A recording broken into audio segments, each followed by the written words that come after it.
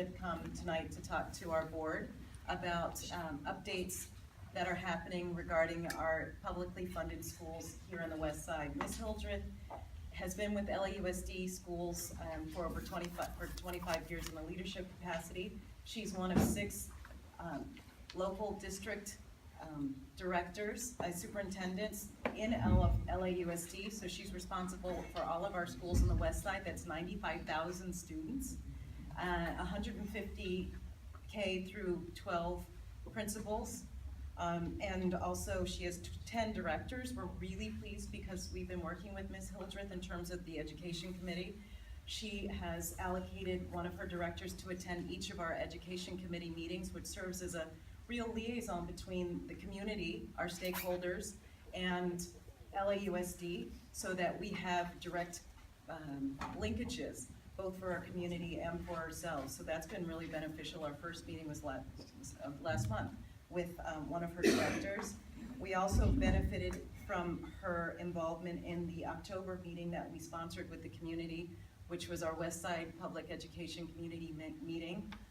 That was really well attended and really reinforced how our community is experiencing this renaissance in terms of influx of school-aged families with school-aged kids, and we really want to strengthen the pipeline from the elementary schools to the middle schools through the high schools, so that we have families and stakeholders who, when they come to Westchester Playa, they stay in Westchester Playa, and one of the magnets is the schools. So we're really partnering in supporting LAUSD to improve and strengthen our local publicly funded schools. So Ms. Hildreth is going to address us with update on LAUSD elementary and middle feeder schools in Westchester, Playa del Rey, and Playa Vista.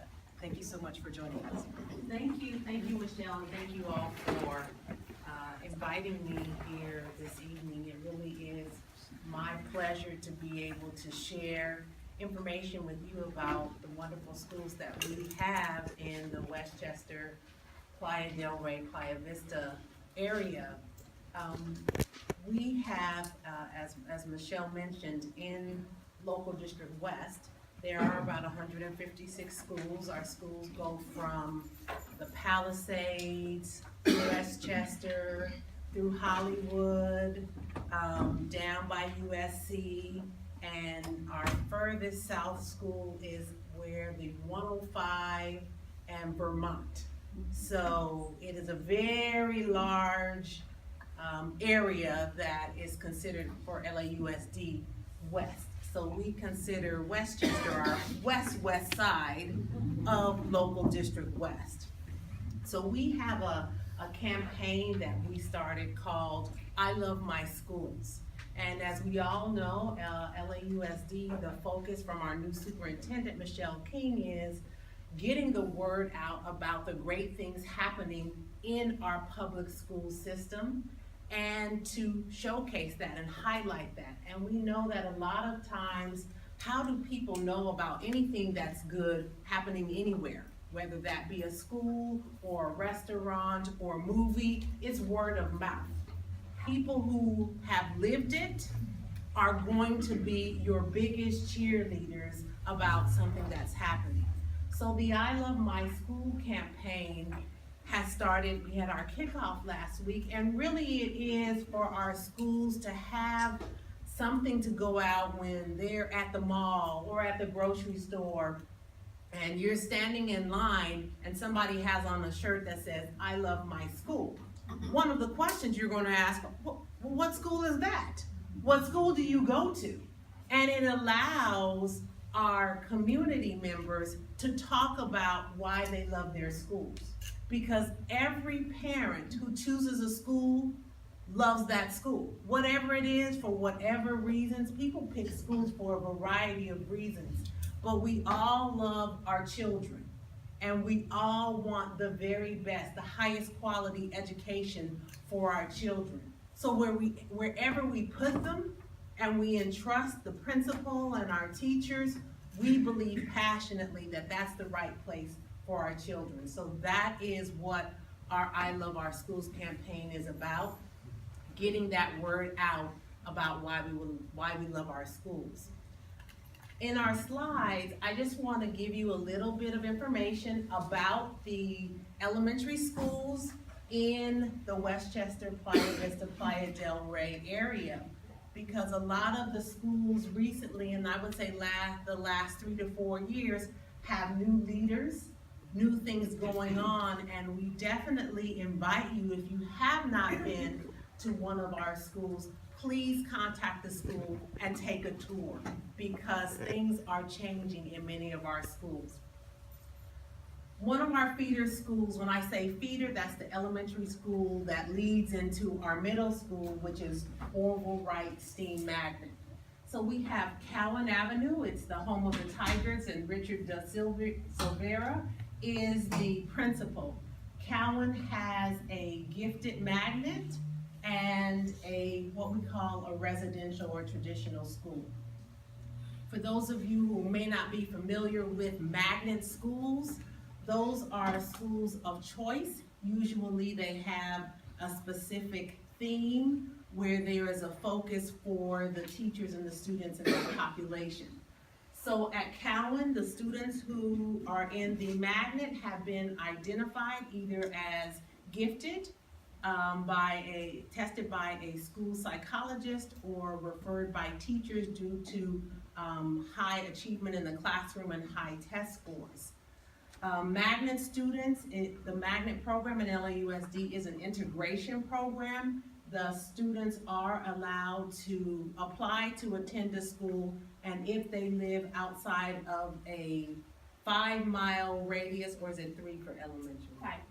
A 5-mile radius, then they are provided transportation. So if you see buses around Cowan Avenue, that is because it is a magnet school where gifted students from all across the district have applied to attend.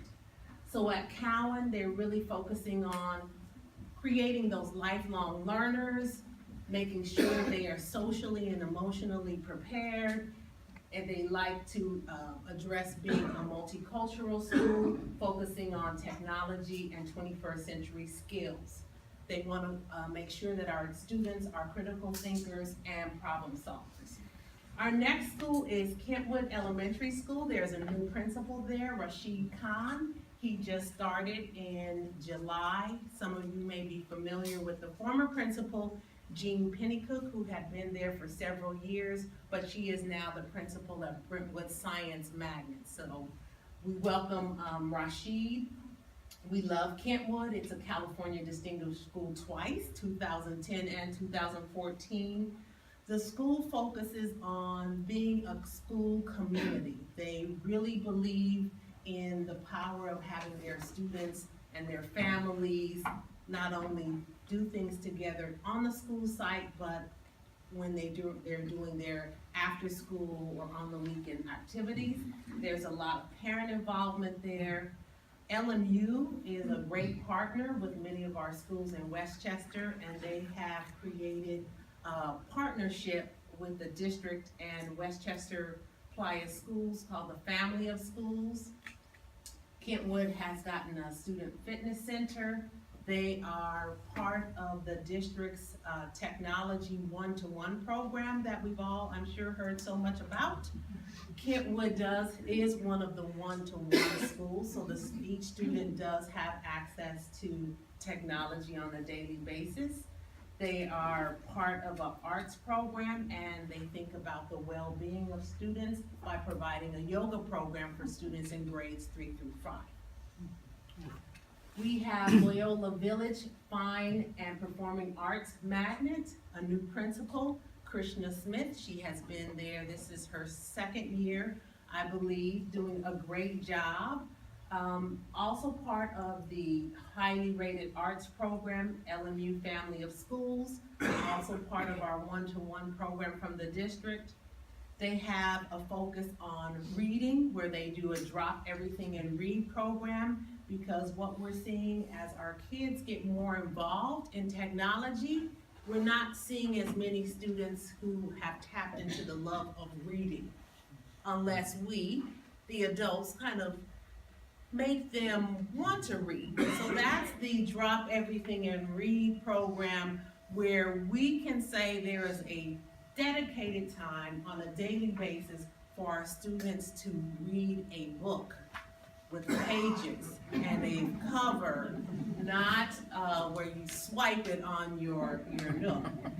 So trying to get them into those habits of mind that we all know and want them to have technology skills, but we want them to love reading and make sure they are literate in all areas. And they also, because of their work in their focus on the arts, they have a partnership with Otis College.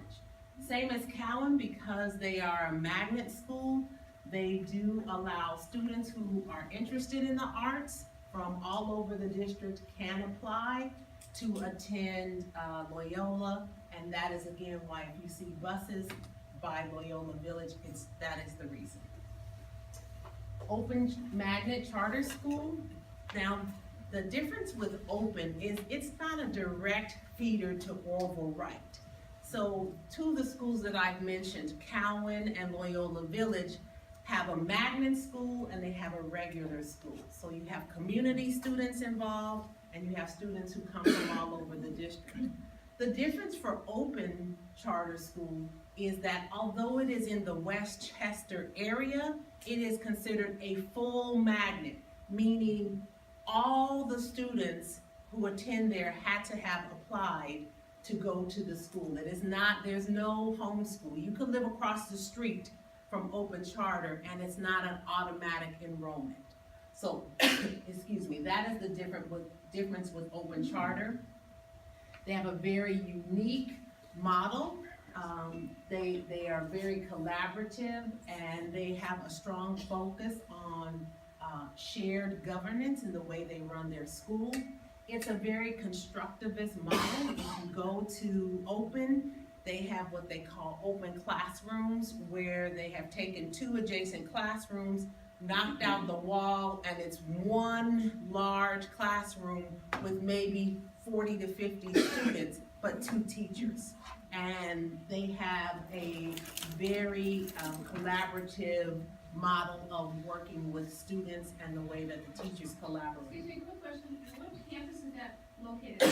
I've never heard of it. Open Charter, it is The Osage the campus. old Osage campus. It's off of 77 Montevera.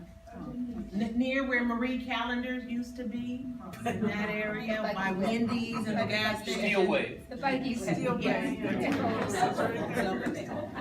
Sorry.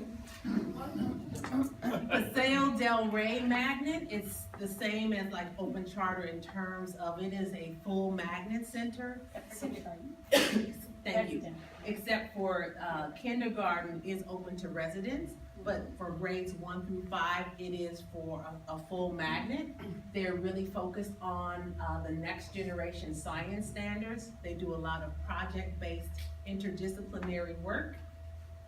They have partnered with a group called Coatson Teacher Fellows, where there is PD from teacher experts who come in and provide demonstration lessons, model lesson plan with the teachers, and that has been extremely beneficial. They are part of Planet Bravo for their computer education. They focus on STEM and want to make sure their parents and communities are welcome in their schools, so they have these math and literacy nights. And they also want to make sure that there are extracurriculars that keep our children engaged. So we know those are the arts and the dance and the orchestra. And although there have been many cuts, unfortunately, in LAUSD to those types of programs, at Paseo, they are able to provide them in an after-school setting. Playa del Rey Elementary School is not necessarily, again, it's not a feeder to Orville Wright Middle School. Playa del Rey is on the corner of Centinela and Jefferson, right at the end of the Playa Vista project where it ends at Centinela and Jefferson. If you look to your right, you'll see this little tiny elementary school. It's like a hidden gem. It's great. It is a California Distinguished School. has a School for Advanced Studies program, and a lot of our schools have this School for Advanced Studies program. We call it SAS, and that's a program for children who are gifted or high ability. If they want to attend a school that is not their home school in their neighborhood, they can apply to schools that have SAS programs and be accepted on a permit. The difference is the district does not provide transportation for students in an SAS program. So if your child is gifted and you want to get them to a school closer to your work, for instance, you could apply to a school that has an SAS program and have a permit. They have arts, focusing on the visual, choral, drama, and dance, and they pride themselves on being a very diverse school with an active and supportive parent organization. Playa Vista Elementary School, that's the newest school in this area. Playa Vista opened in 2012, the 2012-13 school year. They have a partnership, a very strong partnership with LMU. It is, when the school was being built, LMU and leaders from the Playa Vista community worked together to write a plan of how they wanted to be a model demonstration site where student teachers from LMU would work with the staff at Playa Vista and really collaborate together, kind of like in a lab model, seeing what's working, what's not. They use a lot of the wetlands for their work with the students. Playa Vista has a lot of national board certified teachers, that is teachers who have gone to school and gotten additional certification and passed a national exam. So there's several teachers there who also hold master's and doctorate degrees, and many teach in LMU School of Education. Their focus is STEM, that's the science, technology, engineering, and math curriculum. And there is a large parent involvement that works and writes grants and looks for sponsors to support them being able to have a computer lab, the arts, music classes, and teacher assistance. Westport Heights, that there's, oh, I forgot to mention the principal at Playa Vista. This is her second year, Rebecca Johnson. Westport Heights, Jackie Hughes, the principal, she's in her third year at Westport Heights. Their focus is really working on developing a STEM curriculum, and they have partnered with Playa Vista, and their teachers at Westport Heights do professional development with teachers at Playa Vista to focus on STEM curriculum and next generation science standards. They also look to bring in drama, choir, gardening, cheer, robotics, and many things to engage students in their after-school program. They have playworks and a reflection room because they really want to focus on not only the academic growth of students, but making sure that the social and emotional is taken care of as well, and helping kids reflect. And for those of us like me who have had boys who have a little bit of impulsivity, I should say, work with them on some structures on how to manage that, because these are skills we have to teach our children. It is not just automatic. So that's something they think about at Westport Heights. They really make sure that their students have opportunities to showcase being leaders. As this group is here, we want to build that skill set with our students as well by providing them opportunities in student council, to be junior coaches, and we want them to leave elementary knowing they have the leadership skill sets to take on those positions at middle and high school. And then lastly, in our complex, all of our feeder schools, except for Open Charter and Paseo del Rey, because they are full magnets, all of our other elementaries, the students automatically will go to Wright Middle School STEAM Magnet, if that's the choice of their parents. Christina Wantz is the fabulous principal. She's in her 3rd year at Wright. Wright has undergone significant changes in the last 3 years. They received a grant from the federal government called the Magnet Schools of America grant, which provided a wealth of resources in terms of additional personnel, PD for the staff, and they had to create a focus. What is it that they want their children or their students to really hone in on? They had lots of community meetings, and the community said, we want you to focus on STEAM, which is the same as STEM, science, technology, engineering, and math, but the A is for arts. So in 2012-13, they became the Wright Magnet, the Wright STEAM Magnet. All of the teachers had to reapply for their jobs, and their focus now is really on engineering and design. That they do a lot of project-based learning, which again is interdisciplinary learning.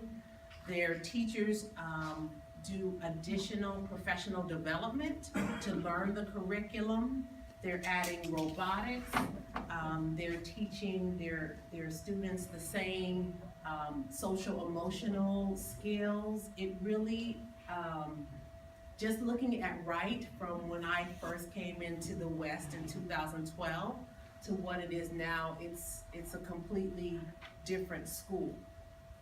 I just met with the teachers on Monday, and they are so passionate about what they do, and they believe in their children, and they're so excited by the interest of the community of what's happening at Wright. They have said, let people know, come to our tours, because they are aware that a lot of the things that people believe about Wright STEAM Magnet are from 5-10 years ago.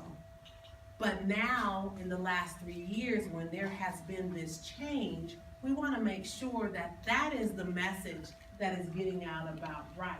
That before people are making a judgment or a decision about the quality of education, that they have come in and watched the students engage in the learning. Talk to some students and ask them how they feel about their school. We have principals who and teachers in our area who are sending their children to Wright. And as we all know, our children are the most important beings to us. And we are going to send them to a school where we believe they are going to get the best education. So to see so many of our own staff members sending their children not only to Wright, but to our elementary schools speaks volumes, again, of why people love their school. And that it's the word of mouth of the things that are currently happening that are going to make the difference. Lastly, in terms of, there's been a lot of conversation, I know that you're aware of in the last couple of months, in terms of how is the district handling or supporting the overcrowded issue of Playa Vista. So we all know that that is a huge, huge complex, and what we are faced with now is that there is an overcrowding issue at Playa Vista. It opened in 2012-13, and now we are pretty much at capacity in terms of more families moving in with children, and we're about out of space at the elementary school. So the district had been tasked with, what are we going to do to accommodate these students? Many community members have asked, well, why didn't Playa Vista build another school in the area? I can't answer that, but they didn't, at least not now. So we have to come up with a solution of how we're going to make sure that children have a place to go to school. So our original intent was to make Playa Vista Elementary a K-3 school, and we were going to put the 4th and 5th graders on the campus of Wright Middle School, so kind of make it a satellite campus. With the intent from our former superintendent, Ramon Cortinas, he was looking at Emerson Adult School to see if we could utilize that space and move Wish Charter, which is currently co-located, sharing space with Wright Middle School. If we could move the students from Wish onto the campus of Emerson Adult and move the Emerson Adult students onto the campus of Westchester, that would create some space for us to bring students up from Playa Vista. However, there had to be an environmental impacts report, an EIR, that was not ready when we needed to start making these decisions. And we couldn't move any students until we knew for sure that we could put elementary students back onto the campus of Emerson Adult School. So that was what was going on in the community for the last couple of months. Once we realized that wasn't going to be able to happen in time for us to plan for the 16-17 school year, which starts in August, we had to have a plan B. So our plan B for 2016-17 to accommodate the overcrowding at Playa Vista is that the students will remain on campus at Playa Vista. For the elementary school program will not separate for the 16-17 year. That community is aware in order to do that, they're going to have to make some sacrifices on that campus. For example, they have a computer lab and a science lab. They're going to have to use those labs now as classroom spaces. And we are working to get like some computer carts that they can still do computer work and take the cart to the room instead of taking the students to a computer lab. They have an additional space in their library where they usually have professional development, and we're going to make that into an area where they can have science activities. So they still will be able to do the things that they do now, it's just we're going to move them around for 16-17, and that will allow us to have this next year and couple of months to really make sure we have a plan to address their overcrowding. The other issue that was going on in the community was overcrowding was one issue. The second issue was the interest to create an additional pathway, an additional program at Wright. So you have your STEAM magnet, and the intent or the belief was, let's work together to determine what additional instructional program we might be able to add to Wright Magnet. So currently we have a work group that's comprised of parent reps, teachers, principals from all of our feeder schools who are coming together to talk about, is Wright the place for adding a new pathway? If so, what should it be?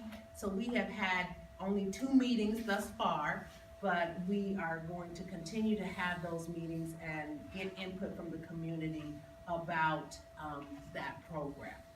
So I've shared a lot of information with you, trying to talk fast, and I understand your time is valuable, but when I have the opportunity to talk about my schools, I get a little excited. But I do really hope that through our partnership with Michele and the Education Committee, that you know that you have a vehicle to ask anything about the schools in your neighborhood. Because when you have quality schools, that's good for everybody. It's good for the community, it's good for the school district, but most importantly, it's good for our children. And that should always be the first thing that we think about when we're talking about education. Is it good for kids? Is it the best that we have to offer? And I believe that the schools in our area are the best that we have to offer, and I would put my own children in them if I were in this area. I do have children, and they are in LAUSD, but just not in this area. Thank you very much. You know, we have, before we get to board comments, we do have one, speaker card. Yes, we do, Madam President. We have Wendy Regis. Wen knows the rules. I just want to make an official request. I heard the presentation and it was great. Thank you for sharing all that good stuff going on with these schools. In addition, though, to the overcrowding at Playa Vista, there is a facilities issue in general for this community. There's empty seats. We have a couple of charter schools that are scrambling for space. You just addressed one of them being Wish at Emerson, possibly for next year. And since this group was created to work on other second pathways, I would like to know if our community could have a working group, task force, whatever you like to call it, to work with some representatives of the LAUSD on facilities in the big picture with all the schools in this community and the space, because every time we have had a little small meeting with maybe one person or two people, we get told a lot of different information and it changes. And even a couple things I heard tonight from you is not what we were told previously by Steve Zimmer. So I am requesting officially a task force of some sort of some community leaders in education to be able to start a working group to discuss facilities, because the question is going to come up over and over and over. It's not going to go away because there is a problem across the board. Thank you. Thank you. Board members, are there any questions? Yes, Nick. I thought it was great. Very knowledgeable, very passionate. It's appreciated. Not really understanding how it works. Why isn't Playa Vista, the developers of Playa Vista, responsible for expanding the elementary school? If there are too many students that are coming from Playa Vista. I think Jeff's probably in a better position than he is. Okay. Sure. History on that. Yeah, absolutely. The bottom line is that Playa Vista, Playa Capital, when they were building Playa Vista, had to beg and plead and twist the arm of LAUSD to take even the elementary school site. They had originally proposed an elementary and a middle school site. But LAUSD, as it looked at its enrollment, said, we've got plenty of empty seats in the community immediately surrounding this new community that was being built. And so LAUSD had hoped that a school would not be built there so that the people who lived at Playa Vista would then send their kids to fill the empty seats in the elementary schools around us that have now all become magnets, Right. because they're bringing kids from outside of the area to fill those seats. So that answers the question as to why Playa Vista didn't do it. And I should tell you too that Playa Vista donated the land and paid to build that school. So I just wouldn't set that at the foot of the developer. No, but certainly not. but that speaks to, and I don't want to horn in on your comments, but if you allow me just a quick comment, the issue of overcrowding at Playa Vista is kind of the hot button issue right now, but I think the bigger issue facing our community is the lack of overcrowding at all the other schools from the parents who have kids who do live in those attendance areas. And we should work hard, and I totally support what Gwen was talking about. I think we should work hard to find ways to make those schools more enticing to the parents who have kids who live perhaps across the street but are choosing to send their kids elsewhere. And rather than speak just to the parents, I would encourage the district to look at the business community, to look at LMU, to look at Otis, to look at all these other resources that are in our community that might have a say, that might help LAUSD in terms of creating a more enticing environment at those schools. So I pass back to you. I'm sorry, Nick. All good. Thank you for that history, that's Yeah. a background I didn't. Yeah, absolutely, absolutely. Anybody else? The working group, I want everybody to understand how innovative this working group is that Ms. Hildreth talked about, that's met twice, and the next one is next Monday. In terms of trying to, Jeff, bring in community to help decide what this new middle school, because we have these feeder schools all heading to Orville, to Wright. But is that what we want? Do we want a magnet school for Westchester, Playa del Rey, Playa Vista? What I'm hearing from the community is that they don't want to have to apply to go to their local school. They want to, by virtue of their residence, know where their children are going to elementary school, to middle school, and to high school. And if they want to opt to go somewhere else, that's their choice, but they want to know, because I buy at A279, this is where my kid's gonna go. And so that the working group needs to have the community participation, because it needs to be responsive to what the community wants. Because what LAUSD is doing in response to a lot of the, not just dialogue at Playa Vista, not just the demands, but it is the quiet majority that is Westchester and Playa del Rey that's saying, look, we want more. And if the community says, this is what we want, and we participate in this working group, so that we want an international baccalaureate program pathway, or we want a trade school something pathway, or we want a lab school, or we want, it's what I'm hearing from LAUSD is that they are responsive as long as also our families are gonna go. So that these meetings are open. The members of this working group are set by the teachers, the parents, and the principals, but it's open to the community, and so we're welcome to come and participate, which we should, so that we get the type of school that we want, which eventually I'm hoping will improve our high school. That's the end game, is the high school. Grace? I just have a question, and Ms. Hildreth, thank you so much for being here this evening. Has there ever been a situation where a school became a magnet and then went back to becoming just the local residential school? And I ask that because in this situation, as we're exploring, the middle school pathway, and you have the working group, and there is a desire on the part of parents to have a homeschool for their kids to go to without applying through choices and whatnot. Say we look to the future and attendance swells at Wright from the local, the community population.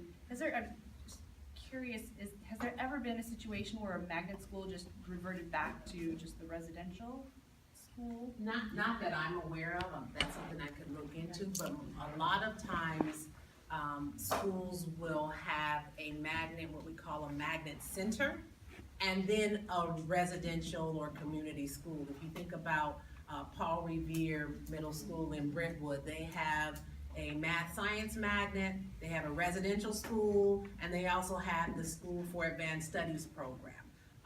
Palms Elementary has the same. Palms Middle School, they have a gifted magnet, so they still have their magnet center that takes kids from everywhere. They have a SAS, and then they have a traditional school. John Burroughs. So most of our middle schools and high schools, because of the number of students, may have a residential and a magnet center. And Andy? I just want to say thank you for coming, and your presentation was great, and it's nice to see two former schools up there, Little Village and all that. But I do feel like there was one slide missing, and that was, as Michele alluded to, Westchester High School. And I just hope hope that that is on everyone's radar. Because I think we're making some great progress and it's a great school, but there's a few things that we could use. And so that's not. And that's, my apologies, that's, we just realized, where's the Westchester?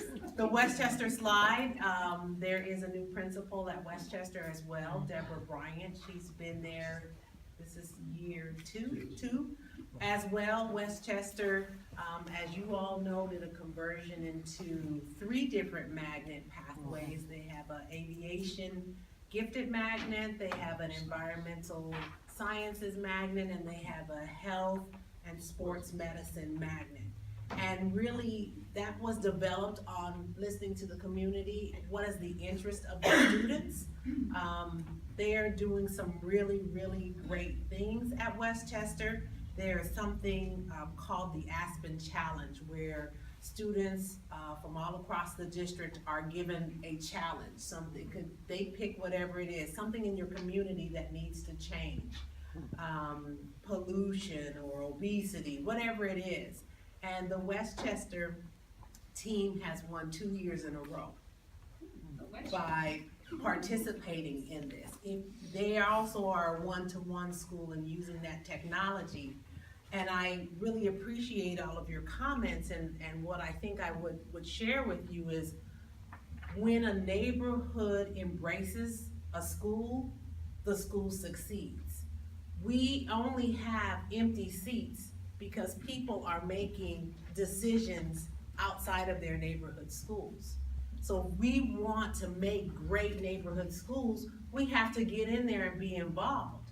And we have to go in there with an open mind, going, let me see for myself what is going on. Let me talk to the principal, talk to teachers. And I think the most important voice that we don't talk to enough is our students. Because the students are very, very insightful about why they like their school, what programs are working, what programs are not, what they would change. They have no problem telling you what's on their minds, but we just don't do a good job of listening. So I invite you to dialogue with us, to think strategically of what is going to fill those empty seats. What is it that we're lacking?